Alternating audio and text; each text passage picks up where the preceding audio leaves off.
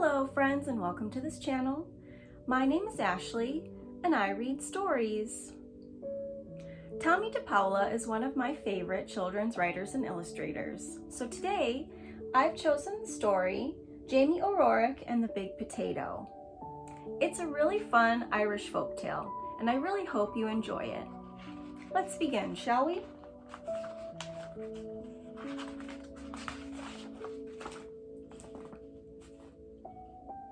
Jamie O'Rourke was the laziest man in all of Ireland. He would do anything to avoid working, especially if it had to do with growing potatoes. Jamie O'Rourke, his wife Eileen would say, "We'll have nothing to eat this winter if you don't go out and dig up those pratties." "Oh, the saints preserve us," Jamie would whine. "Me back's as sore as can be. Sure as I'm telling you, wife, you'll have to dig them up yourself. I'll break in two if I so much as get up out of this bed." So Eileen, who had done all the planting and watering and weeding anyhow, would go out to the tiny garden and dig up the smallest potatoes in Ireland, all because Jamie was too lazy to dig a larger garden and had no money to buy good potato seed.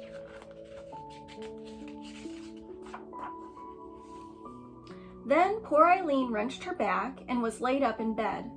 St. Bridget and the Virgin Mary herself must have smiled on Eileen O'Rourke, the village women said.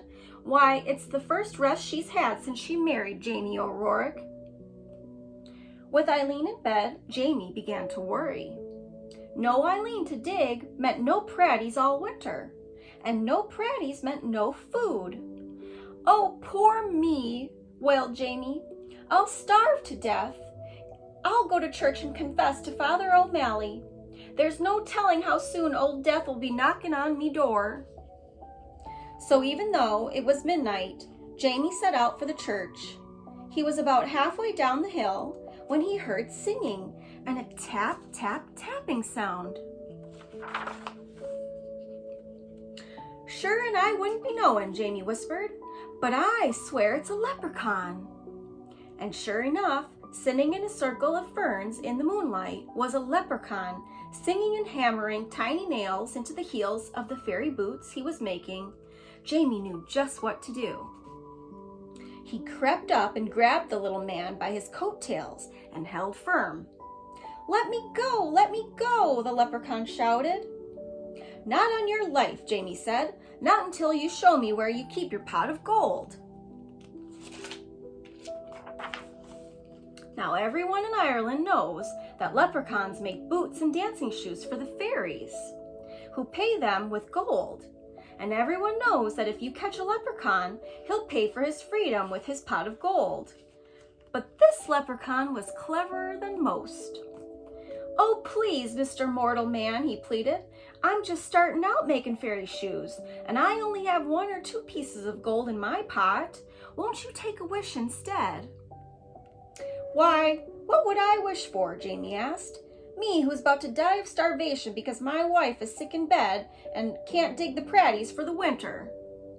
And they're such puny pratties anyhow." "Well," said the leprechaun, reaching into his pocket, "if you could wish for the biggest pratty in the world, it would last all winter, and you wouldn't have to do anything more than plant this seed, water it, and wait." That sounded wonderful to Jamie. "Done," he shouted, and as the leprechaun dropped the seed into Jamie's hand, Jamie let go of his coattails and off the leprechaun scampered. When Eileen heard what he had done, she was furious. "Jamie O'Rourke, you're not only the laziest man in Ireland, but a fool as well, giving up a pot of gold for a pratty seed." "Well, I'm going to plant this seed and water it, and you'll see," Jamie said, and out he went. And faith Eileen did see. In no time at all, the biggest, finest potato plant had sprouted out of the ground, followed by the potato itself.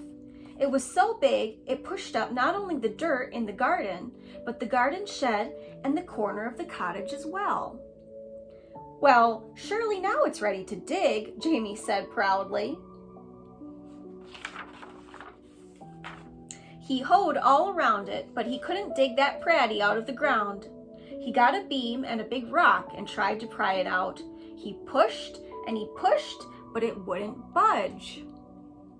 As he was pondering what to do, his neighbor passed by on his way to the village. He couldn't believe his eyes. He couldn't wait to tell everyone in the village what he had seen. And before you knew it, the hill up to Jamie's was filled with villagers coming to see the big potato. Where did it come from? They asked. Jamie told them about the lucky night he had caught the leprechaun and how smart he had been. Why, anyone could have gotten a pot of gold, he bragged. But the biggest pratie in the world? Well, that took some doing. However did you outsmart a leprechaun? They all asked at once. Jamie hesitated and scratched his head. We'll help you dig up your pratie, Jamie, if you tell us how you did it. And they grabbed shovels and hoes and started to dig. They dug and they pushed and they shoved until the potato flew up out of the hole and rolled down the hill faster and faster until it reached the bottom, where it bounced up high and came to a stop, wedged between the stone walls on either side of the road. What to do now?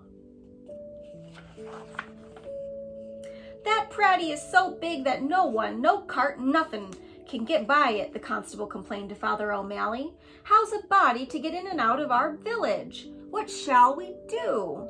The villagers wailed. Then they all looked at Jamie and said, It's your pratie. You'll have to move it out of the way. Well, Eileen spoke up, there's more than enough pratie for everyone. Why don't you all take some?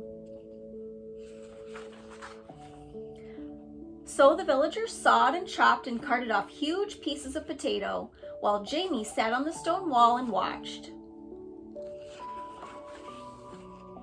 All winter long, everyone had potato to eat and eat and eat, until no one wanted to see or hear of potato again.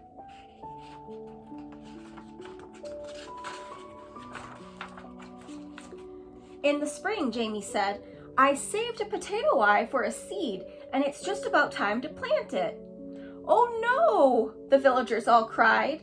If you promise not to plant it, Jamie, we'll promise before St. Patrick and all the saints to see that you and Eileen always have plenty to cook and eat. We don't want another giant pratie around here. Jamie smiled and agreed. What a perfect life for a lazy man. And so you see, darling Eileen, Jamie told her, I wasn't such a fool with that leprechaun after all. And Eileen had to admit that Jamie O'Rourke was right. The end. Thanks for listening, friends. See you next time. Bye.